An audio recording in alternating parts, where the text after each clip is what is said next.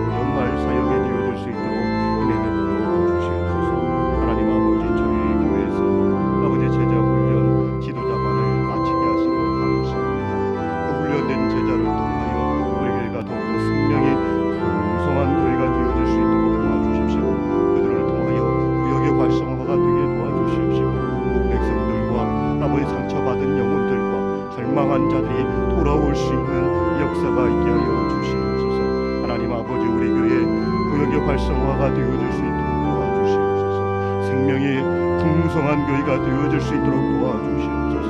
그 사명을 감당할 수 있도록 구역장님들에게 힘과 능력과 권능을 베풀어 주시옵소서. 오는 해에 잘 감당할 수 있는 한 해가 되어질 수 있도록 도와주시옵소서. 하나님 아버지, 맑은 저에 잠시 구역을 예배를 중단하고 아버지 쉼을 받습니다. 이 쉼 기간에 하나님을 더욱더 깊이 묵상할 수 있는 기간이 되어질 수 있도록 도와주시고, 구역원들을 위하여 기도하고 구역원들을 위하여 가슴 저민 기도할 수 있는 구역장님들이 되어질 수 있는 기간이 되어질 수 있도록 도와주시옵소서. 하나님 아버지, 코로나 때문에 우리에게 신앙의 자유도 없지만 아버지, 우리가 신앙의 자유 없다고 해서 거기에 좌절될 것이 아니라 늘 깨어 기도하게 하시고 늘 깨어 하나님만 바라볼 수 있는 주바라기가 되어질 수 있도록 은혜 베풀어 주시옵소서. 하나님 아버지, 저희 교회하고 하나님께서 함께해 주시옵시고 특별히 이 민족을 불쌍히 여겨주시어서 정치, 경제, 교육, 언론, 문화, 사회, 교육 가운데 역사하는 모든 영이 떠나가게 하시고 온전하신 성령께서 명하여 구원한 민족 되어질 수 있도록 도와주시옵소서. 우리 아버지 하나님, 코로나 확진자들이 많이 나와서 곳곳에서 백성들이 탄식하고 있습니다. 곳곳에서 백성들이 아프고 눈물 흘리고 있습니다. 하나님, 이 민족을 불쌍히 여겨주시면서 하루속히 아버지 코로나 백신이 개발되어 있습니다. 개발되고 인하여 상처받고 아버지 힘들어하는 자들에게 힘이 되어지고 아버지 그런 백신이 되어질 수 있도록 은혜 내려 주시옵소서. 이 시간 하나님 앞에 나아가고 온전한 하여 주시기 바랍니다. 존귀하신 예수 그리스도의 이름으로 기도하옵나이다. 아멘. 이 시간 하나님께서 우리에게 주시는 말씀은 사무엘하 6장 1절부터 11절까지 말씀입니다. 구약 성경 471면 전후에 기록되어져 있습니다. 이제 사무엘하 6장 1절부터 11절까지 말씀을 봉독하도록 하겠습니다. 다윗이 이스라엘에서 뽑은 무리 3만 명을 다시 모으고 다윗이 일어나 자기와 함께 있는 모든 사람과 더불어 바알레 유다로 가서 거기서 하나님의 궤를 메워 오려 하니 그 궤에는 그룹들 사이에 자정하신 만군의 여호와의 이름으로 불리는 것이라. 그들이 하나님의 궤를 새 수레에 싣고 산에 있는 아비나답의 집에서 나오는데 아비나답의 아들 우사와 아요가 그 새 수레를 모으니라. 그들이 산에 있는 아비나답의 집에서 하나님의 궤를 싣고 나올 때에 아요는 궤 앞에 서가고 다윗과 이스라엘 온 족속은 잣나무로 만든 여러 가지 악기와 수금과 비파와 소고와 양금과 재금으로 여호와 앞에서 연주하더라. 그들이 나곤의 타작마당에 이르러서는 소들이 뛰므로 우사가 손을 들어 하나님의 궤를 붙들었더니 여호와 하나님이 우사가 잘못함으로 말미암아 진노하사 그를 그곳에서 치시니 그가 거기 하나님의 궤 곁에서 죽으니라. 여호와께서 우사를 치심으로 다윗이 분하여 그곳을 베레스 우사라 부르니 그 이름이 오늘까지 이르니라. 다윗이 그날에 여호와를 두려워하여 이르되 여호와의 궤가 어찌 내게로 오리요 하고 다윗이 여호와의 궤를 옮겨 다윗성 자기에게로 메어 가기를 즐겨하지 아니하고 가드 사람 오벳 에돔의 집으로 메어 간지라. 여호와의 궤가 가드 사람 오벳 에돔의 집에 석 달을 있었는데 여호와께서 오벳 에돔과 그의 온 집에 복을 주시니라. 아멘. 다윗은 마침내 이스라엘의 왕이 되었습니다. 그가 왕이 되자마자 첫 번째로 한 일은 예루살렘을 수도로 정하는 일이었습니다. 당시 예루살렘은 여부스 민족이 다스리는 난공불락의 요새였습니다. 다윗은 그 성을 빼앗고 그 성을 일컬어서 다윗성이라고 불렀습니다. 이 예루살렘 성을 정비하면서 다윗이 제일 먼저 생각했던 것은 아마도 하나님의 법궤를 가져오는 일이었습니다. 당시 법궤는 블레셋에게 빼앗겨 이리저리 전전하다가 아비나답의 집에 머물러 있었습니다. 그래서 다윗은 아비나답의 두 아들이었던 아요와 우사로 하여금 하나님의 법궤를 가져오라고 말씀했습니다. 그런데 그 법궤를 운반하는 동안 사고가 났습니다. 그만 우사가 죽은 것입니다. 여러분, 그냥 죽은 것이 아니라 하나님께서 쳐서 법궤 옆에서 그가 죽었다라고 성경은 말하고 있습니다. 여러분, 법궤가 무엇입니까? 하나님의 임재를 상징하는 곳입니다. 그 법궤 안에는 두 돌판과 아론의 쌍난 지팡이, 그리고 만나가 담겨진 항아리가 담겨져 있습니다. 이 세 가지 모두 하나님의 속성을 일컬는 것입니다. 우선 두 돌판인 십계명은 말씀하시는 하나님의 속성을 보여주는 것이고, 아론의 쌍난 지팡이는 구원하시는 하나님의 속성을 나타내 주고 있습니다. 또 이 상징성은 부활을 의미한다라고 볼 수가 또 있습니다. 그리고 만나가 담겨진 항아리는 공급해 주시는 하나님의 속성을 보여주고 있는 것입니다. 그리고 그 위에 속죄소가 있습니다. 이 속죄소는 대제사장이 1년에 한 번 대속죄일에 들어가서 짐승의 피를 그 위에 뿌렸습니다.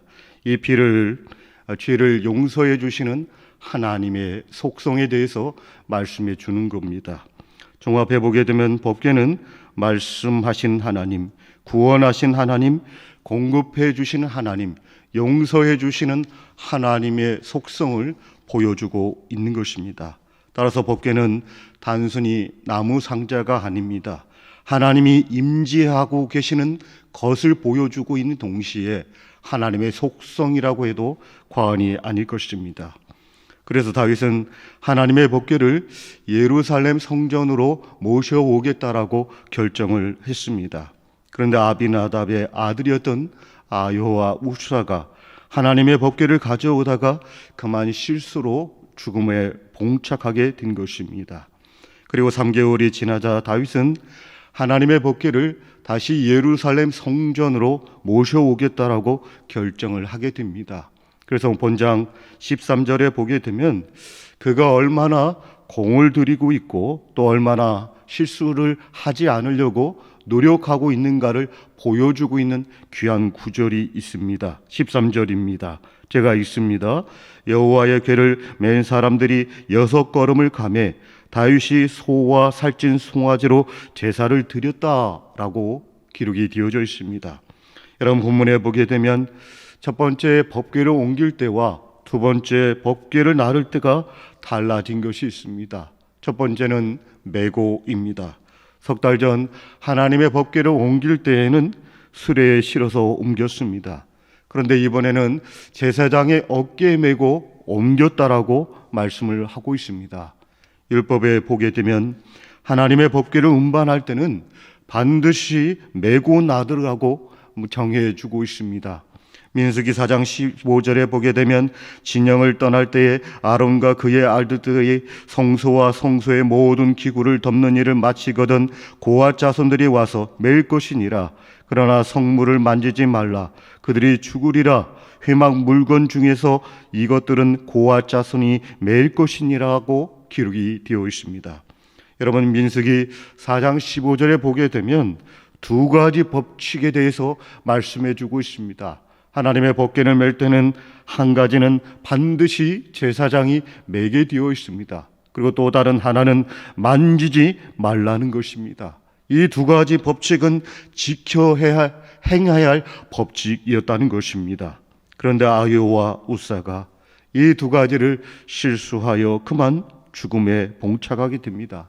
그래서 이번 두 번째로 법궤를 옮길 때는 어깨에 메어 옮겼다라고 성경은 말하고 있습니다. 그리고 두 번째 법궤로 나를 때 달라진 점은 본장 13절 상반절에 보게 되면 이렇게 기록되어 있습니다. 여호와의 궤를 맨 사람들이 6걸음을 가매라고 기록이 되어져 있습니다. 첫 번째 법궤를 나를 때와 두 번째 법궤를 나를 때의 달라진 점은 첫 번째 법궤를 나를 때는 수레에 실어서 그냥 날랐습니다. 계속해서 걸어갔던 것이지요. 그런데 두 번째는 다릅니다.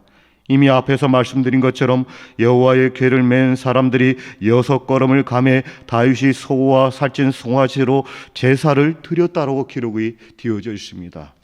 여러분, 무조건 걸어간 것이 아닙니다. 6걸음을 가고 서고를 반복하면서 하나님 앞에 제사를 드렸다라고 성경은 말하고 있습니다. 그래서 어떤 주경학자들은 6걸음마다 멈춰 섰을 것이다 라고 해석을 하는 분이 계십니다. 그러나 여러분은 6걸음만은 아니겠지요. 6걸음 가다가 예배 드리고 때로는 7걸음 걸어가다가 멈춰서서 예배 드렸을 것입니다. 불교에 보게 되면 삼보일배라고 하는 말이 있습니다.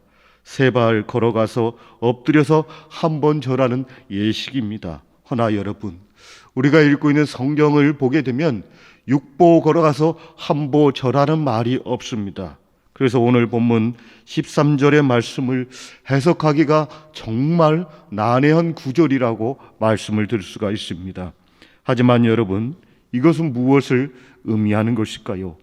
그것은 하나님 앞에 감사의 제사를 드리면서 나머지 걸음걸음마다 사고가 없게 해달라고 하는 하나님을 향한 기원이었고 예배였을 것으로 우리는 추측을 할 수가 있습니다. 다윗은 이렇게 예배하면서 하나님 앞에 법궤를 옮기고 있는 것입니다. 그리고 세 번째로 법궤는 날 때 달라진 점은 이미 앞에서 말씀을 드렸듯이 제사를 드렸습니다. 소와 살찐 송아지를 잡아 여호와 하나님 앞에 제사하면서 옮기게 되었습니다. 구약은 제사를 의미하고 있고 신약은 예배를 드리게 됩니다.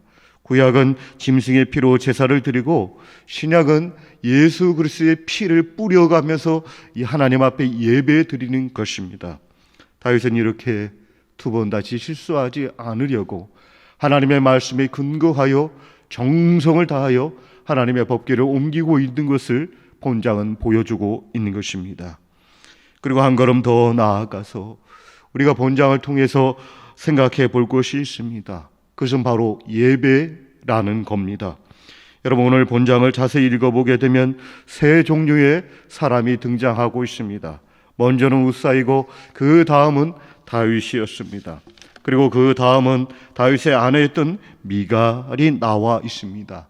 여러분, 이 3 사람들은 모두 다 예배자였습니다. 그런데 여러분, 그들이 드렸던 예배의 자세는 다 달랐다라고 성경은 말하고 있습니다.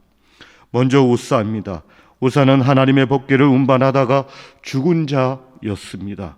저는 이 대목에서 정말 이해가 안 되는 부분이 있습니다. 우리가 믿는 하나님은 선하시고 은혜가 많으시고 노하기를 더디하시는 하나님이 아니신가요? 또 공중의 새 한 마리도 아끼시고 들의 한 풀 포기 한 포기도 사랑하시는 하나님이 아니시던가요? 그런데 한 번의 실수 때문에 이 우사를 죽일 필요까지 있었을까요? 한번 생각해 보십시오. 지금 하나님의 법궤를 옮기고 있는데 그 법궤가 수레에서 떨어지고 있습니다. 그렇다면 그 법궤를 안 붙들 사람이 누가 있겠습니까? 다 그 자리, 그 현장에 있었으면 아마도 다 법궤를 붙잡았을 것입니다. 그래서 오랜 시간 신학자와 목회자와 성경 추경학자들이 이 문제에 대해서 질문을 했습니다. 하나님께서는 왜 우사를 죽였을까? 한 번 실수했는데 왜 그를 죽였을까? 질문을 했습니다. 그리고 그 대답은 하나님의 법궤를 운반하는 방법을 어겼기 때문이라고 신학자들은 정의를 하게 됩니다. 레위기에 보게 되면 하나님의 법궤는 어떤 경우에도 사람의 손이 타서는 안 됩니다. 운반할 때 반드시 법궤는 채를 끼워서 운반하게 되어 있습니다. 그런데 하나님의 성민이라고 불리우는 이 이스라엘 백성들이 하나님의 말씀을 잊어버렸습니다. 하나님의 말씀을 기억하지 못하고 편리함 때문에 블레셋에 사용했던 방법을 사용한 것입니다. 그들은 편리함 때문에, 편의주의 때문에 블레셋 사람들이 사용했던 방법을 차용한 것입니다. 그 결과 하나님의 손에 우사가 죽게 되었습니다. 사랑하는 교우 여러분, 우리는 이 우사를 통해서 배울 수 있는 것이 있습니다. 그것은 바로 하나님을 섬길 때에, 하나님을 이왕 믿을 때에 하나님을 제대로 알고 믿어야 한다는 것을 배울 수가 있는 것입니다. 우린 종종 하나님을 잘 안다는 이유 때문에, 또 교회를 잘 안다는 이유 때문에, 또 말씀을 잘 안다는 이유 때문에 때로는 우리의 행동이 실수를 할 때가 있다는 것입니다. 좀 예를 들어보게 되면 이렇게 예를 들을 수가 있습니다. 누가 무슨 설교를 하게 되면 그 설교, 그 목사님 그 설교 5년 전에 설교한 거야, 이미 다 알고 있는 내용이야 라고 말하는 분들이 있습니다. 또 이런 분들이 있습니다. 내가 노량진 교회 말이야 50년 전부터 다녔던 사람이야 말이야. 또 어떤 분들은 이렇게 말합니다. 나는 모태신앙이야, 나는 잡골이 아니야, 나는 성골이야 라고 말하는 분들이 있습니다. 또 어떤 분들은 나는 목사는 아니지만 우리 집안에 목사가 20명쯤 나왔단 말이야 라고 말을 하는 분들이 있습니다. 심지어는 내가 신비한 체험도 했다라고 말하는 분들이 있습니다. 이렇게 호언장담을 하면서 하나님을 다 안다라고, 예배를 다 한다라고, 말씀을 다 한다라고 말하는 분들이 있습니다. 그러나 여러분, 한번 깊이 생각해 보십시오. 예배에 대해서 잘 알고 계십니까? 또 하나님의 말씀에 대해서 정말 깊이 넓게 알고 계십니까? 정말 하나님에 대해서 알고 계시냐는 것입니다. 여러분, 우리는 이렇게 호언장담해서는 안 됩니다.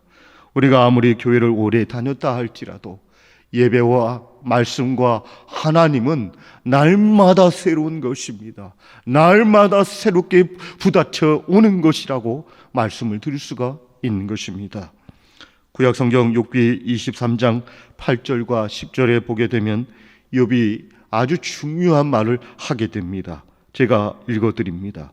그런데 내가 앞으로 가도 그가 아니 계시고 뒤로 가도 보이지 아니하시며 그가 왼쪽에서 일하시나 내가 만날 수도 없고 그가 오른쪽으로 돌이키시나 배울 수도 없구나. 그러나 내가 가는 길을 그가 아시나니 그가 나를 단련하신 후에 내가 순금같이 뛰어나오리라. 욥이라고 하는 인물은 고난을 만날 때마다 이렇게 고백합니다. 나는 하나님에 대해서 도통 모르겠다라고, 나는 하나님에 대해서 도통 모르겠다라고 욥은 말하고 있는 것입니다. 그런데 여러분, 우리는 어떻습니까? 종종 호언장담하면서 말을 합니다. 나 하나님 다 알아, 나 예배 다 알아, 나 노량진 교회 잘 알아 라고 말을 하게 됩니다. 여러분, 이러한 점이 하나님에 대해서 실수할 수 있는 점입니다. 바로 오늘 본문에 등장하고 있는 우사가 그렇다는 것입니다. 그는 하나님을 잘 안다라고, 하나님을 향하여 잘 섬긴다고 했지만 결과적으로는 하나님을 알지 못한 행동을 했기 때문에 그는 죽을 수밖에 없었다라고 성경은 말하고 있는 것입니다. 그리고 여러분, 두 번째는 다윗입니다. 오늘 본장 14절에 보게 되면 다윗은 하나님의 법궤를 가지고 올 때 어떻게 행동했습니까? 14절입니다. 다윗이 여호와 앞에서 힘을 다하여 춤을 추는데 그때 다윗이 베옷을 입었더라 라고 기록되어 있습니다. 다윗은 얼마나 기쁜 나머지 법궤가 올 때 힘을 다하여 춤을 췄습니다. 그는 지금 의무감 때문에 춤을 추는 것이 아니었습니다. 하나님이 기뻐서, 하나님의 법궤가 오는 것이 너무나 기뻐서 순수한 마음으로 춤을 추고 있는 것입니다. 사랑하는 교우 여러분, 여러분도 정말 이렇게 한번 예배 드려볼 수는 없으신가요? 정말 하나님을 향하여 신령과 진정으로 예배 드릴 수는 없으신가요? 또 남의 눈치를 보지 않고 하나님을 향하여 예배를 드려볼 수는 없으신가요? 우리 생애에 그렇게 단 한 번이라도 하나님을 향하여 기쁨에 맞춰 순전함으로 드린다고 한다면 그 예배를 흠양하시는 우리 하나님께서 얼마나 기뻐하시겠습니까? 안 그렇습니까, 여러분? 히브리어에서 예배라고 하는 단어는 샤하라고 하는 단어인데 구약 성경에 170번 이상 사용된 단어입니다. 이 샤하라고 하는 단어의 뜻은 엎드린다라는 뜻을 가지고 있습니다. 그냥 고개만 숙이는 것이 아니라 엎드려 경배를 하는 것입니다. 따라서 예배라고 하는 것은 엎드려 경배하는 것입니다. 구약의 욥을 보십시오. 그는 엎드리는 사람이었습니다. 욥기 1장 20절에 보게 되면 욥이 일어나 겉옷을 찢고 머리털을 밀고 땅에 엎드려 예비했다라고 말씀에 기록이 되어 있습니다. 또 아브라함을 보십시오.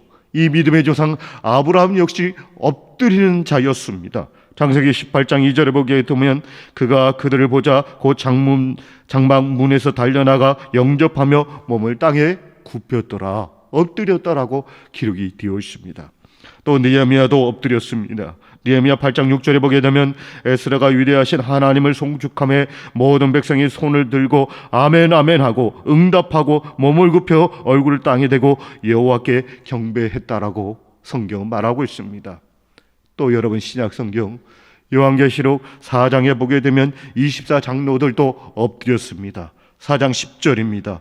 24장로들이 보좌에 앉으신 이 앞에 엎드려 세세토록 살아계신 이에게 경배하고 자기의 관을 보좌 앞에 드리며 이르되 라고 기록이 되어 있습니다. 여러분, 여기 4장 10절에 보게 되면 아주 중요한 표현이 나와 있습니다. 그것은 24장로들이 자기가 가지고 있는 관을 보좌 앞에 드렸다라고 기록이 되어 있습니다. 이 관이라고 하는 것은 개역 한글 성경에 보게 되면 면류관이라고 기록이 되어져 있습니다. 여러분, 왜 그 24장로들이 면류관을 벗어서 하나님 앞에 드렸을까요?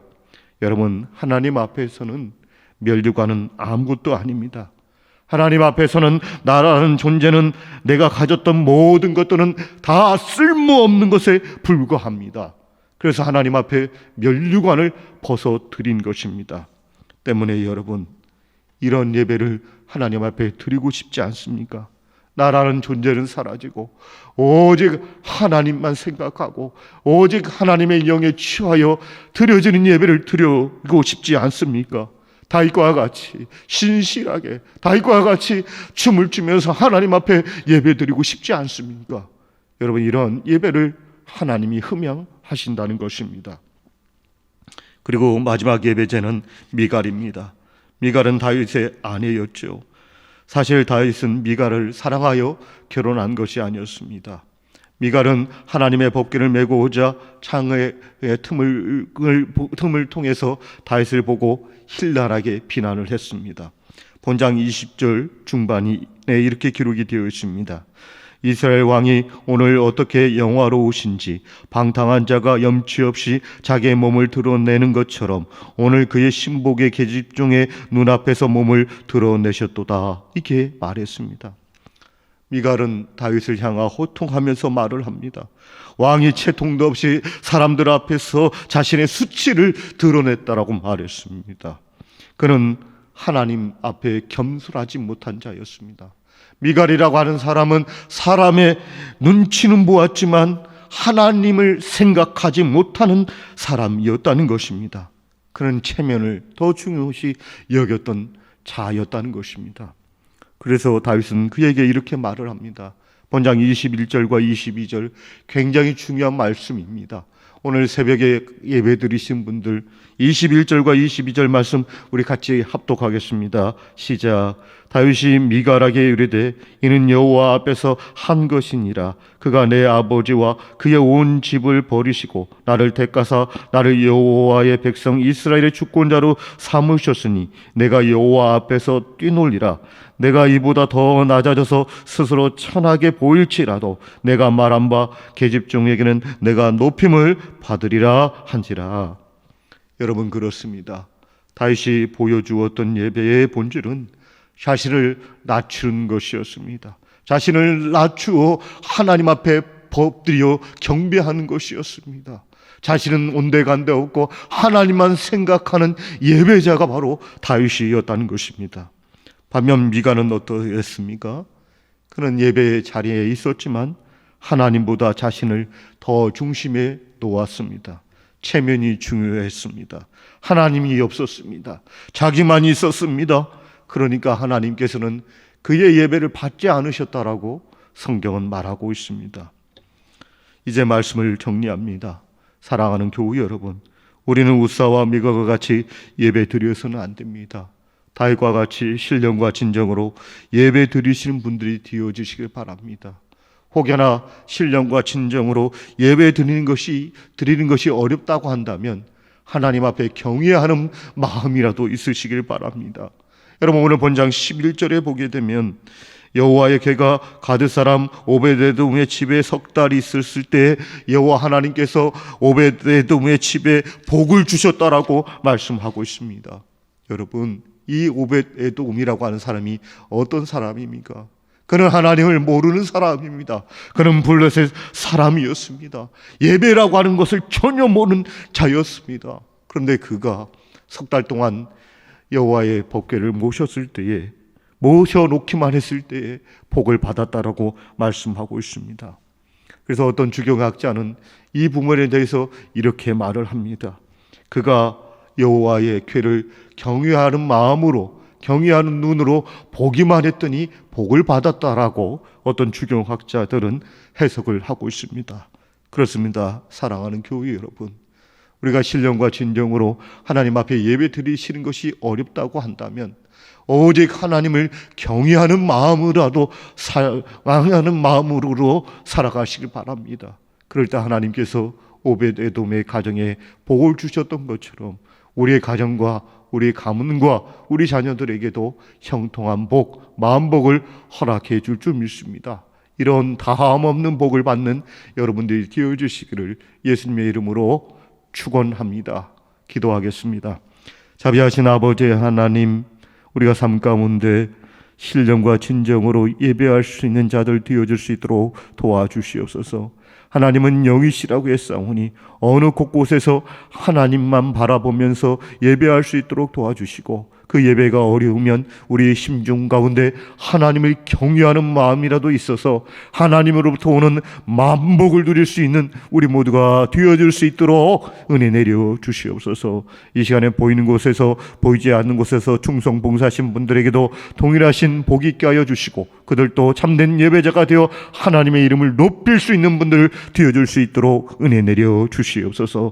하나님, 예물 드렸습니다. 예물에 쓰이는 곳마다 하나님의 나라가 확장되길 소망하옵고 존귀하신 예수 그리스도의 이름으로 기도하옵나이다. 아멘. 하늘에 계신 우리 아버지, 아버지의 이름을 거룩하게 하시며 아버지 나라가 오게 하시며 아버지의 뜻이 하늘에서와 같이 땅에서도 이루어지게 하소서. 오늘 우리에게 일용할 양식을 주시고 우리가 우리에게 잘못한 사람을 용서하여 준 것 같이 우리 죄를 용서하여 주시고 우리를 시험에 빠지지 않게 하시고 악에서 구하소서. 나라와 권능과 영광이 영원히 아버지의 것입니다. 아멘.